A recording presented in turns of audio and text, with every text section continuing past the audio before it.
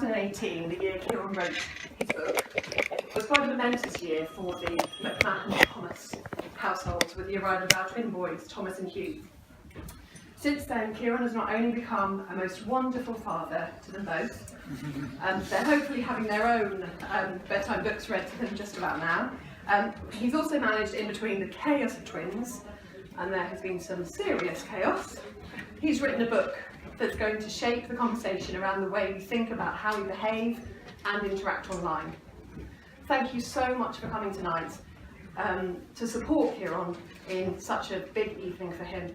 He really is so clever, and I'm so very proud of him.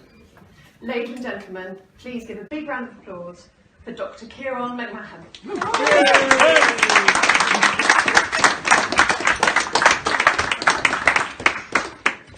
Okay.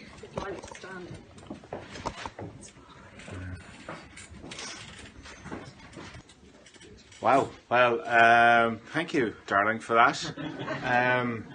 Just want to make sure I'm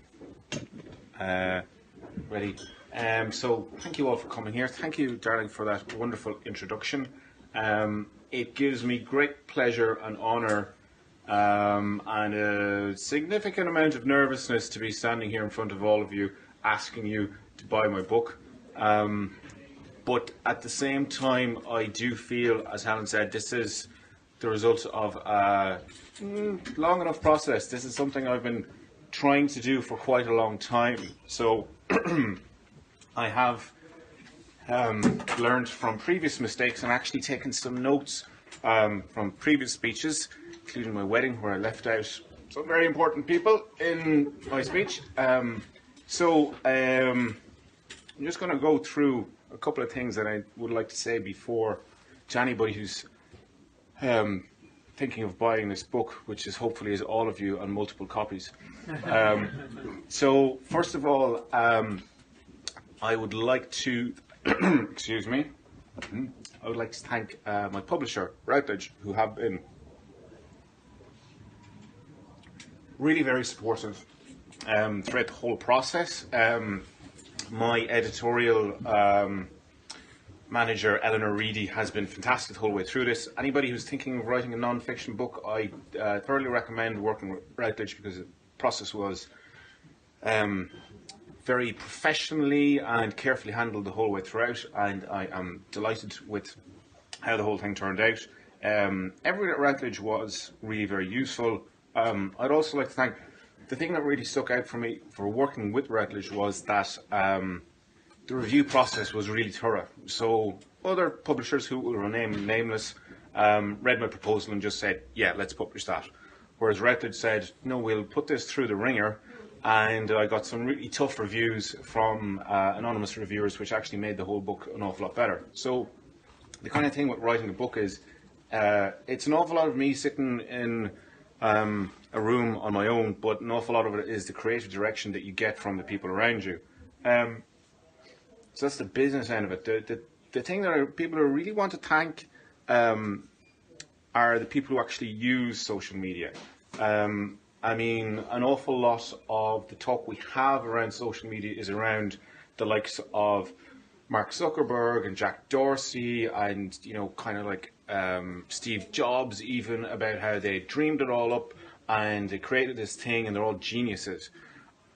Who actually built Facebook? You built it.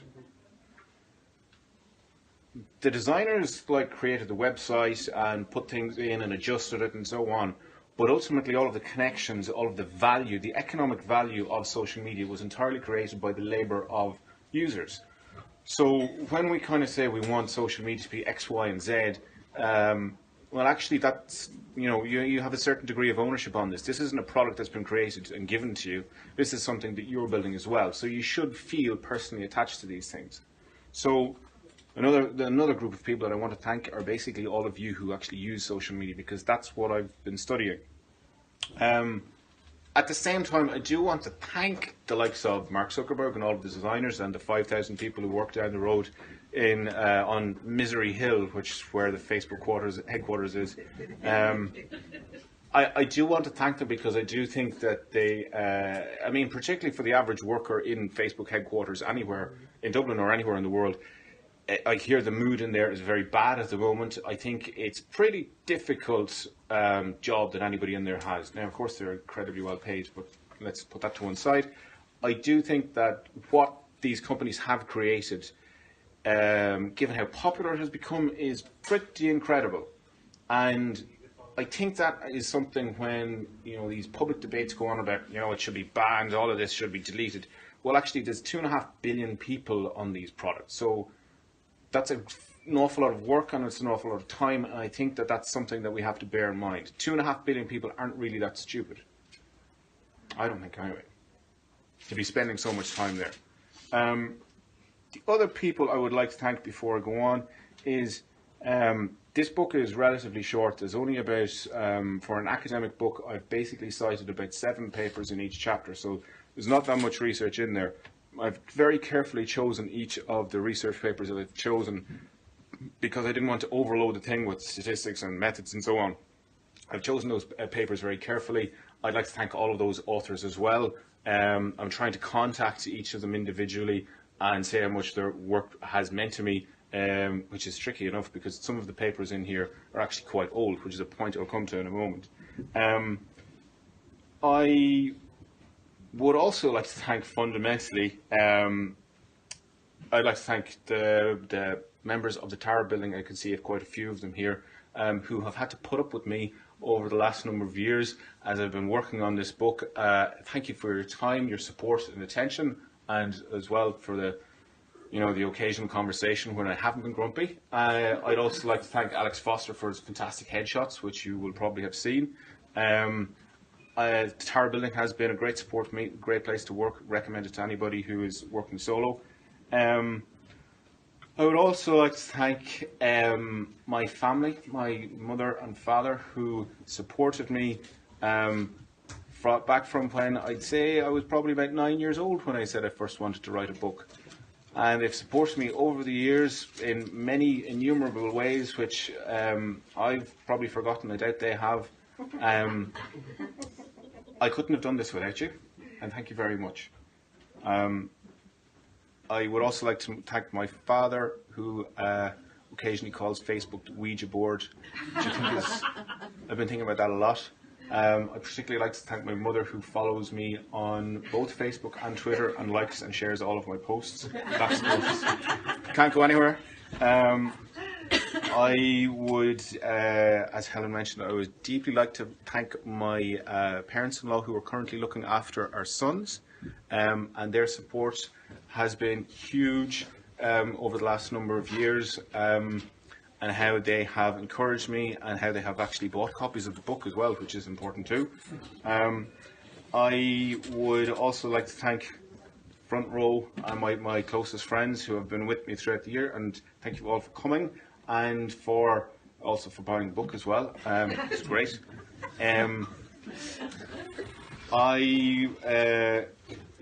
Of course, this book is dedicated to my wonderful wife, who a number of years ago when I lost my job and I was trying to figure out what I wanted to do with my life, and she said, well, what do you want to do?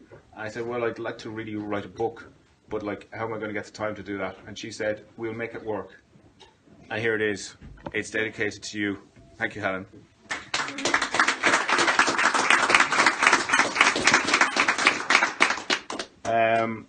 If you notice in the acknowledgement of the book is also dedicated to our sons, where I say are being gratefully minded by Helen's parents this evening. Hugh and Thomas are just about 15 and a bit months old. And the thing is, as a parent, when you're talking about social media, it's like, it becomes a much more complicated question than if you're dealing with it about, like, you know, just about yourself. And one of the reasons why I'm kind of starting to write this book and other books is that I suspect in probably, like they're 15 months old now, I would imagine about 5.5, maybe 6 years, a little voice is going to come to me and go, Daddy, can I get a YouTube account? Because that's the age that kids are getting YouTube accounts now, is about 7 or 8 years old. And I'm going to go, at the moment, and like I'm always loath to say this site is dangerous or that site is dangerous or whatever. That's not my decision. But at the moment, if I had a 7-year-old, I would say no, you can't have a YouTube account because YouTube is full of Nazi propaganda and it's not a safe place for a child to be. But I would like to be able to say, in 5.5 years' time, yeah, I think you can have a YouTube account because it's probably safe. In 5 years' time, and now that's 5 years. That's me being, optimistic. That's the state we're in. As I said earlier on Matt Cooper, the best time to regulate social media was probably about 20 years ago. The second best time is now. So I'm just going to say a couple of different things about where I think we are, about how social media is regulated and what how that should be done. When I was trying to write this book, I had a couple of, sorry, excuse me. By the way, Derek, what is the hashtag? Psychology of social media. Okay, so what we're going to try and do, if any of you are on Twitter, if you just create a tweet, save it in drafts with that hashtag, psychology of social media, and then we're all going to tweet at the same time at the end, when I've finished talking, and we're going to try and get up the trending list. Probably won't work, but we're going to give it a shot. So just think about that. So, as I've said, what I've been trying, like, if you think about it, you're writing a book about psychology. Every person in here has first-hand experience of psychology. It's not like chemistry where, it's at a distance from you. Everybody thinks they have some sort of an opinion. Everybody you talk to will start, if I say, I work in psychology, people will say, oh, well, a friend of mine now, why does he do this? Everybody has their own theories about why people are the way they are. And there's one thing I always notice when I mention social media is that, unlike any other topic, if you talk politics to people, they would say such and such a party is doing well. And I can see there's a couple of politicians here. They will always say, well, what do you think of that crowd, or what do you think of this crowd? If you talk to people about sport, they will talk about, Liverpool last night, all of that sort of thing. But if you talk to somebody about social media, they never say, well, the Facebook share price is doing really well. They never talk about it in the abstract. People always talk about social media, about how their relationship is to it. They'll tell you about somebody they know and what they're doing, and isn't it gas? So this is the problem when you write a book on both psychology and social media, is they're both very personal subjects. And so in writing something like this, you kind of have to be a little bit mad yourself. So I want everybody to take that in mind when you pick up this book. You already have your own ideas about this, which are probably not going to be the same as mine. And what I'm trying to do with this is just to broaden the conversation ever so slightly. I'm not giving any final answers in this. I'm just broadening the conversation. So the thing that I wanted to achieve was to, first of all, kind of set out a couple of little definitions. And the one that really annoys me is when you see people, they're usually kind of technologists or engineers, but everybody do this, and they sort of say, designers of social networks, or Facebook, the global social network. And I go, no, hang on a minute. There's something very important and wrong about that statement. Facebook is not a social network. You could call it a social networking site, you could call it a social media service, but it's not a social network. A social network is a group of people who are somehow interconnected. Now, that exists outside of technology. There's even research that says that, wait for this now, because I'm looking at the gardening section, that trees have social networks.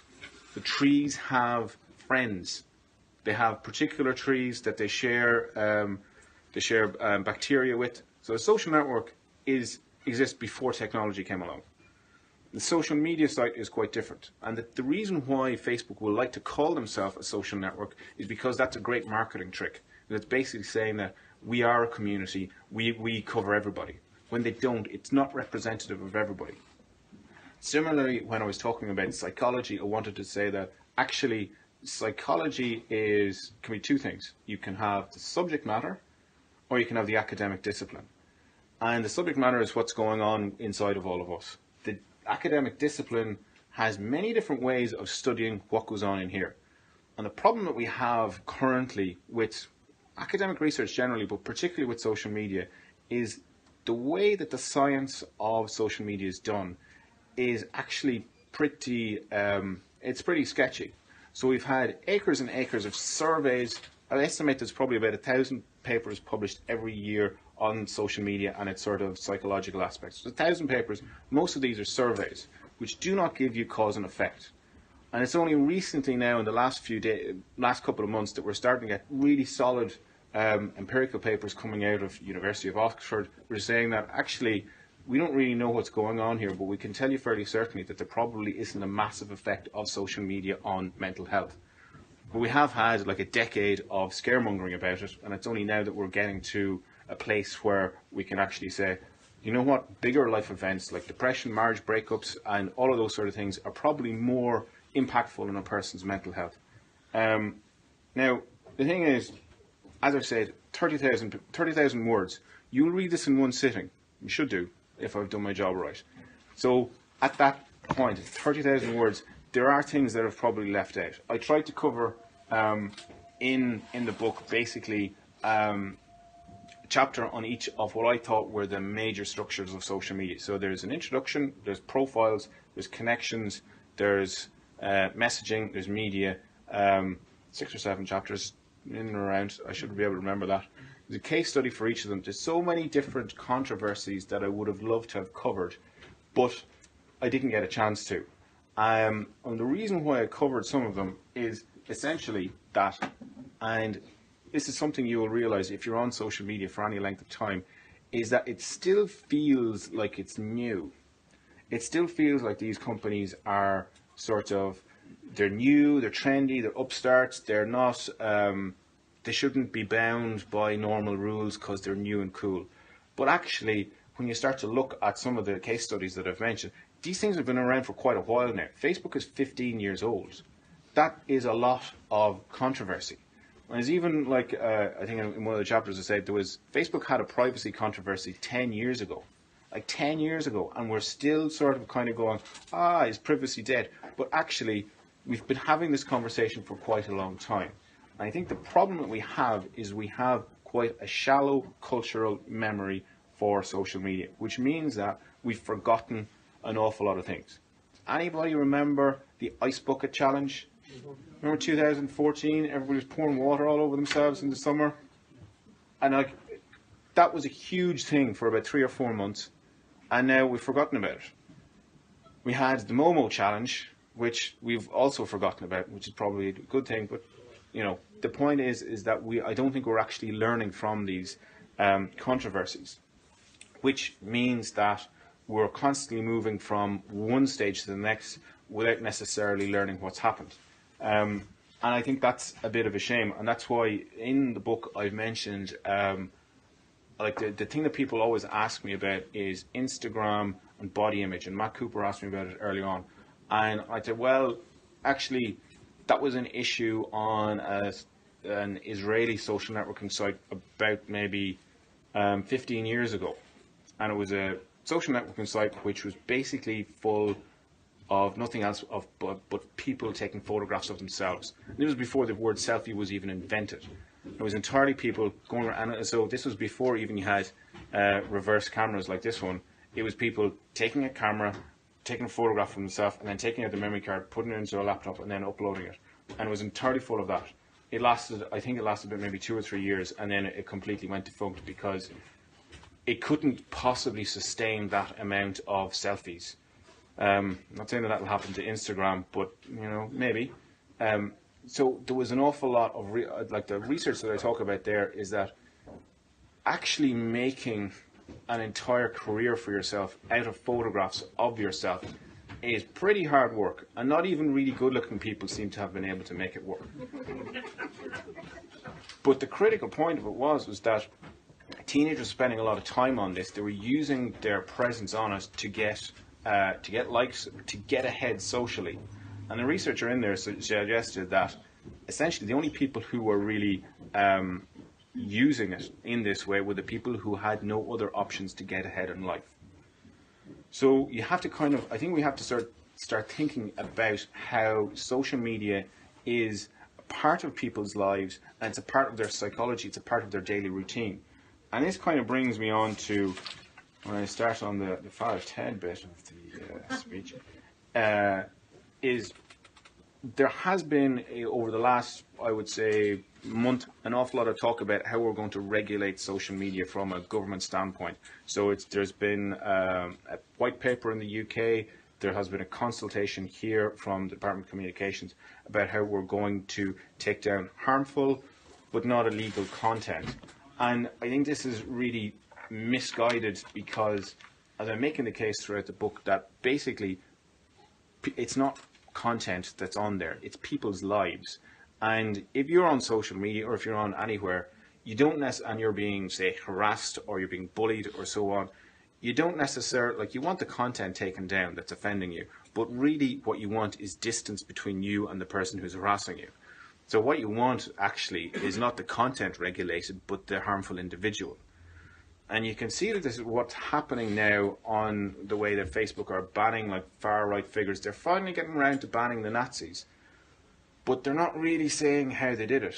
And if you take a case in point a little bit closer to home, after Lyra McKee was shot and murdered by the dissident Republicans in Derry, the organisation which is apparently linked to them, known as SIRA, they had a Twitter account and they had been active for quite a long time, and then all of a sudden it disappeared.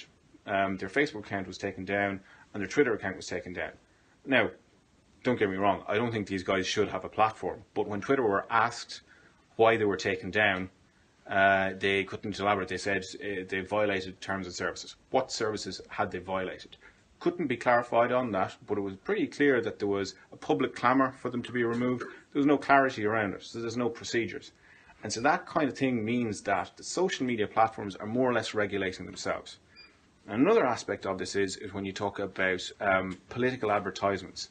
And this happened in the run-up to the 8th Amendment referendum last year, that and after the 2016 presidential election, that there was big clamour here in Europe and in America for how political advertisements would be regulated. And it was really fascinating to watch this happen, because what basically happened was that legislators here and in other places sort of came up with certain ideas of how political advertisements would be legislated. Now, first of all, Facebook were sort of like, we're not too sure about that. And then they went, no, actually, that's great. We're going to do that. So by the time, before the legislation even got debated, Facebook had already made the changes, which means they were looking at the legislation, finding what they liked. Before it got to anywhere, they would change their systems. And it's great because now there's clarity around political advertising. But it meant that the legislative impetus to regulate social media had completely died, because there was no point, because Facebook already did it. So I think really the problem that we have in within social media and how it's actually regulated is that since about 2008, when financial crash hit and funding to universities for social science research, particularly stuff like this, which is interdisciplinary, is it communications, is it psychology, that funding is all gone. It was more or less wiped out after the financial crash, which means that legislators have since been kind of struggling to understand how to regulate this stuff. And so my advice to all of you is that fundamentally social media is not going anywhere. You're going to continue using it, but you shouldn't feel like to protect yourself you should have to delete your account. The things belong to you fundamentally. What you deserve is something better. And the way you deserve something better is to put pressure on your politicians and elect politicians who understand it better. And so I'm asking all of you to more or less make this an election issue. I think that, and I like as I've said, it's a short book, so I don't really get to give the whole 9 yards like I'm doing now. But I think really what I say in the end of it is that we deserve to own these products. We deserve to have alternatives to them. One of the things as well that I mentioned is that 10 years ago, almost every European country had their own little social network. So there was Friends United in the UK, there was 20 in Spain, there was High Five, I think, in Holland. They're all dead. So now your only options basically are massive Silicon Valley companies like Facebook, which also own WhatsApp and Instagram, so they've covered most of the world, and LinkedIn, I suppose, and Twitter, and a few others. They're all run out of Silicon Valley. Now they're global corporations, but you don't have a local option. And as well as that, if you think about it, all of your other media options, here in Ireland, you don't necessarily have to watch commercial TV. You can watch state-run RTE. In Britain, they have BBC. When you go online, you can use Wikipedia, which is a non-profit. So you don't actually have that great a variety. And the problem with that is that, or what I think would be a good solution is, if you recall, about a year and a half ago, Commissioner Verstager fined Facebook for merging its data with WhatsApp. So when Facebook bought WhatsApp, it said, we can't actually merge our data with WhatsApp. It's not possible, so we're not going to do it. And then a few months later, suddenly you could actually merge your data with WhatsApp, and it was all very easy. And when you opened up WhatsApp, it was like, do you want to add your contacts from Facebook? Now, Facebook had said that they couldn't do that. And so they were fined by the European Commission 110 million euros. Now, it's a reasonably significant fine, but I don't know, and I see another TD here somewhere, where that money actually goes. What I've been told is that that fine goes directly into general taxation in the European Commission. It's just spent with other money. I believe fundamentally that kind of money, when massive non-European social networks or social media platforms, I tripped myself up there, are fined, that money should be ring-fenced to developing local non-profit European alternatives. Because I do believe that, and it's not an anti-Facebook thing, it's just I think that citizens should have alternatives. And I think that's where that money should go. And now we move on to liars. That's the Father Ted bit. I do think that we need to really be clever with how we're dealing with these things, because, as I've said, it's not so much a regulation of content, it's a regulation of your emotions. And that's fundamentally where I think the problems are. I think as well that, and the last point I'll make is that I'm getting a little bit tired of seeing things like the Digital Safety Commissioner and coming into and out of the headlines depending on whether or not Leo Varadkar has had breakfast with Mark Zuckerberg. I am tired of these sort of online safety issues being kicked down the road and kicked into touch.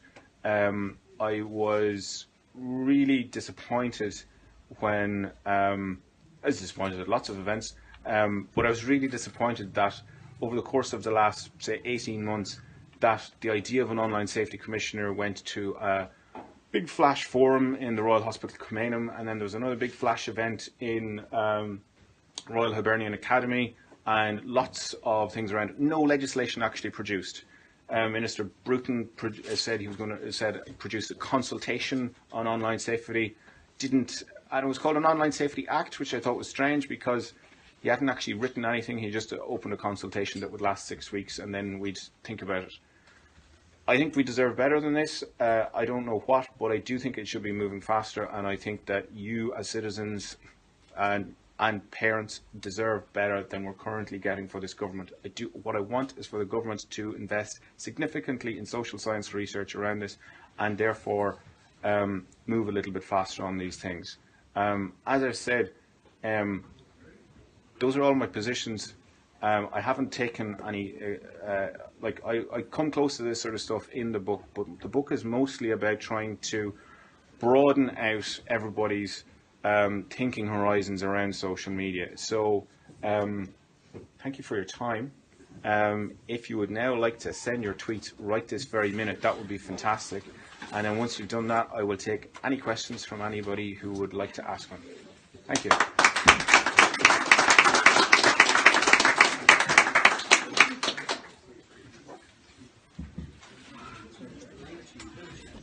Remind us of the hashtag.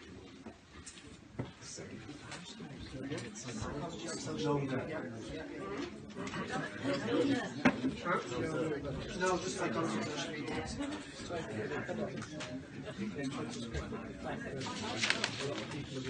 Okay, so here's the parents. Please find out. So I don't know what else to do. Okay, so put here. Now, close your tweet. What do you want to say? I enjoyed my time, or whatever you want to do. Kieran spoke very low, very funny. No, I'm actually an old student here. Yes, so I'm still learning. It never changes. I will, of course, be signing the book. If anybody would like to buy it, yeah, sign it, yeah. It's going to be different signature than normal, so you can't open my bank account. Anybody have any questions? I'll be floating around otherwise. And there's plenty of wine. Oh yeah, do drink the wine. Yes. Can you tell us, I think what you're saying is so fantastic, Okay. and yet it's not widely understood in terms of what should we do differently on Monday?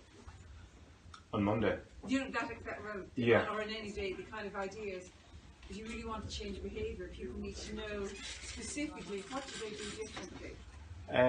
Well, this is a really good question. What specifically do we do differently? I think there's kind of a bit of an issue within, I'm going to get slightly academic here, within critical social sciences stemming from the likes of the work of Michel Foucault, where the basic approach is to problematize and say this is the problem and that's what's wrong and that's why this is happening, without then ever actually offering any particular solutions. So that's kind of the sort of the academic background. I do think though you have to recognise a couple of things. First of all, it's sort of within the current society we live in, which is based on neoliberal economic perspectives and a sort of surveillance capitalism and all of those sort of things, where you're being, and the definition that I use of social media is it's an online service which encourages users to digitize and publicize previously private information. Okay, so it's any sort of information that you've already had. Like if you go on social media, you can't use it without them asking you to put up more information. And what that means is that at the same time, the emphasis within our society is that privacy is not, it's an individual right, but it's also an individual responsibility. So that you're supposed to be able to defend your data from the likes of Facebook. So that's the kind of the emphasis, is that it's all pushed back onto you. Now, I think that that's a bit much for us to be saying that privacy is, it's your responsibility to fiddle around with your settings and make your profile private and so on. I don't think that works. I don't think that really works, because I think you can do that to an extent, but as I say in chapter 4, I think that's really on the tip of the iceberg. So I think the first step, number one, is what you do differently, is you try and educate yourself around how these things work. I do think as well, while it has been said that the master's tools will never destroy the master's house. That's odd Lord. I think that's possible, that you can't actually use Facebook to break Facebook, as it were. But I do think that there is a position, and people ask me this all the time, like, what should we do about the fascists and what should we do about X, Y, and Z? Whatever you do, don't do it on your own. Make sure that you are combining with other people. There's lots of charities out there which need our support, which are actually instrumental in changing how these things operate. So I think number one is to educate yourself. Number two is to work with the charities that are engaging in this space, such as Cyberspace Ireland and Digital Rights Ireland and many other charities which need support in actually defending our digital rights. And number two is to demand this to be an election issue, because I think there is a cosy relationship with many parties, many parties with the multinational corporations, which, I mean, I understand politicians have to meet Mark Zuckerberg, but I also think that it should be done in the place that it's supposed to be done, namely Leinster House. So I think there is, like, none of these things are actually things you can do on Facebook, but I do think they're things that you can do in your wider social and political output. So I'm sorry, it's not simple, but if that answers your question. Sure. The finance you need to research this, what kind of figures are you talking about? Like, is it just for research, say, in a university, or do you need a governmental department? I think that's a good one. I think it's been floated before a minister for the digital, which would combine, say, data protection, would combine National Cybersecurity Centre, would combine a number of departments. I think that would probably be a good idea, a good start. But I do think as well, the way that the budget for third level research has been done is very problematic. And I'll give you just two examples of this. He was here a while ago, I don't know if he's here now. Professor James O'Higgins Norman runs the National Anti-Bullying Centre in DCU. They got funding from Facebook. And he told me like this, well, you mightn't forgive me saying this, but like it dwarfs, they got €1 million. It got €1 million, which he said dwarfs the amount of direct funding that they get from government. So Facebook are actually funding more online safety research than the government is. So, and like, you know, for the politicians who are here is an empirically sound election promise, which you can make, which can be pretty easy, and it can be guaranteed that it's going to be better than the government is currently doing. If you say we're going to spend €1,000,001 extra on online safety, that would mean that you are currently ahead of any other party as it stands. So it's not that much to actually be better than what we currently have. And I mean, it's not just DCU. I see Microsoft or UCD are advertising for, I think it's one or a number of lecturers in digital policy. It's been funded by Microsoft. So why is this area, and like, don't get me wrong, if I was in those universities, I'd be taking the money too. I don't think there's anything particularly wrong with this. I think it's right and proper that Microsoft and Facebook and these companies do fund this sort of stuff. I would prefer it went through general taxation in that way.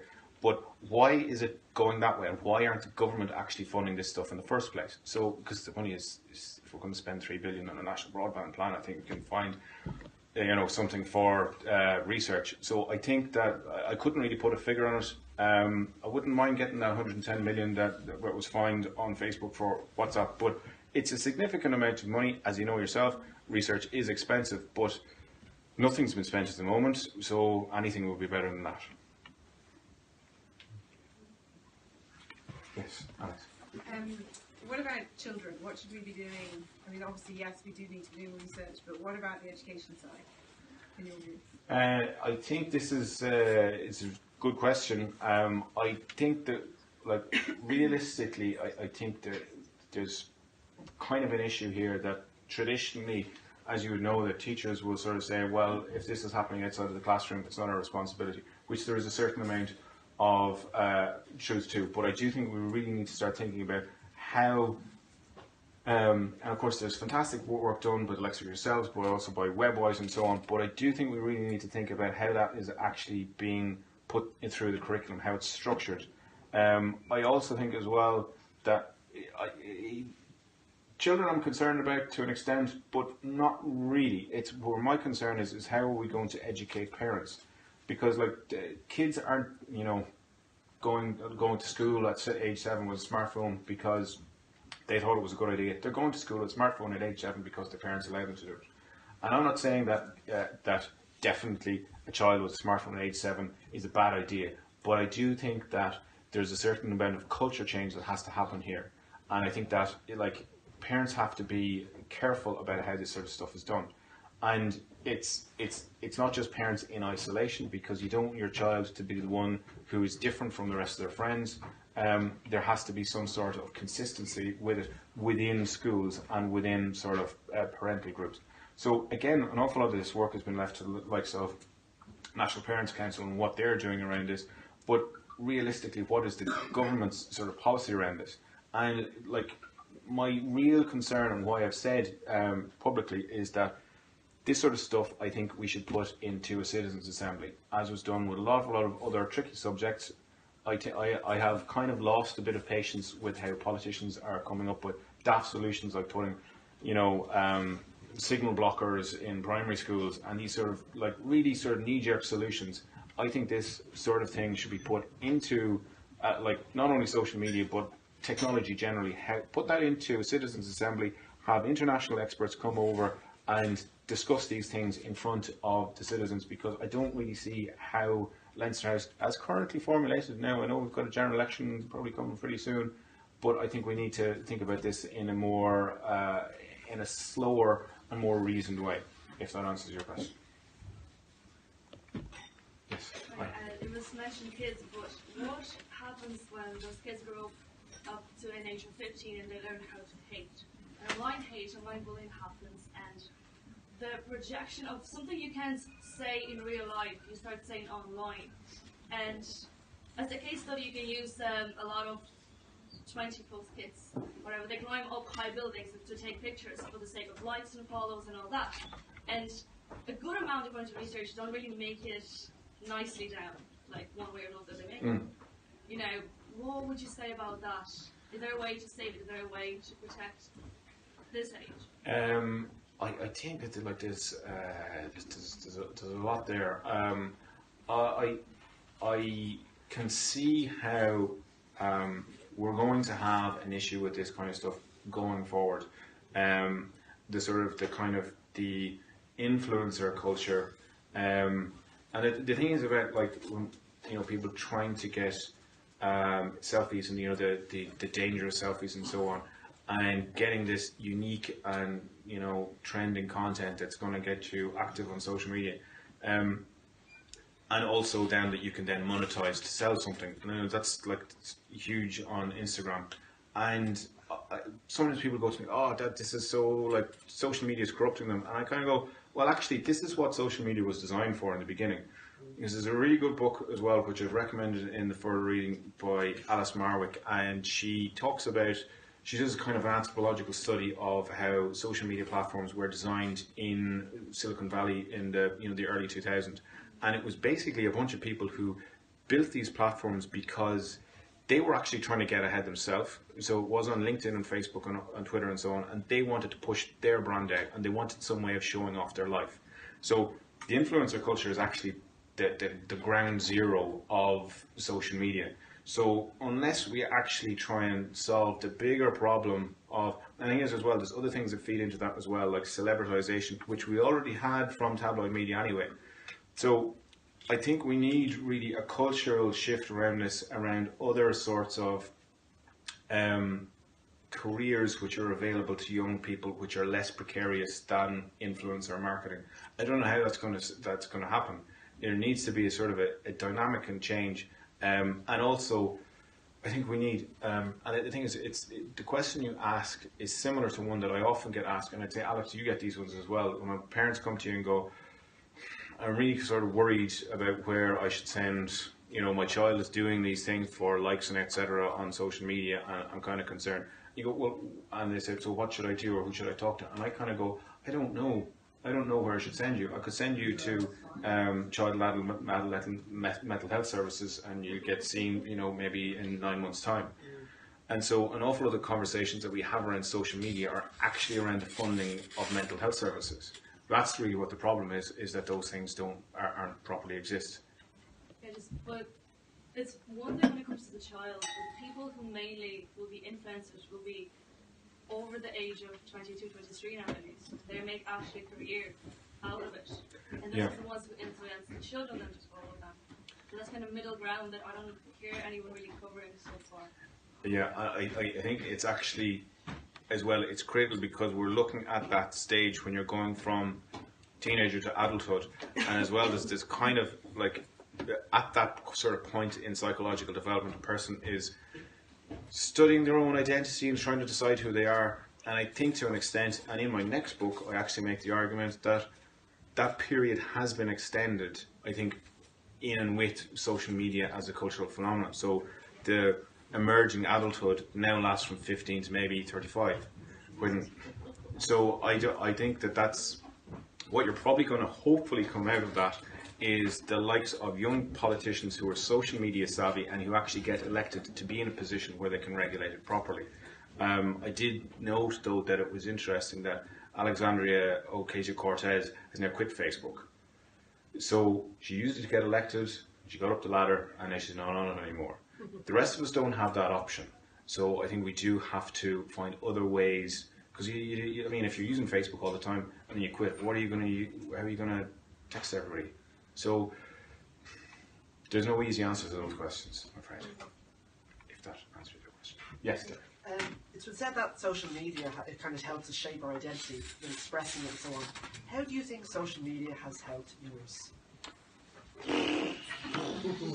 How has it helped my identity?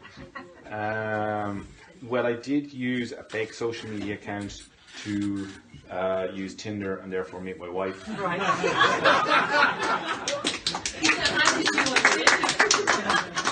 Was it fake account? It was a fake account, yeah. A man called David was using my photograph. How has it shaped? How has it shaped my identity?